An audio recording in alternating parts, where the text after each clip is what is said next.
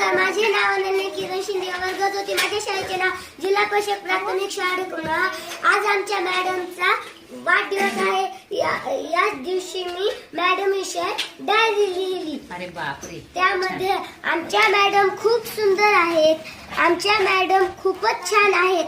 आमच्या मॅडमला लाल रंग आवडतो. आमच्या मॅडमचे नाव उषा ढेरे आहे.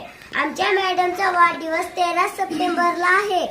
आमच्या मॅडमने आम्हाला BTS ला बसवले आहेत आणि खूप कष्ट करून शिकवतात. आमच्या मॅडमचे दुखत असेल तरी पण शाळेत येतात. आमच्या मॅडम आम्हाला खूप आवडतात. आमच्या मॅडमचा आवाज गोड आहे.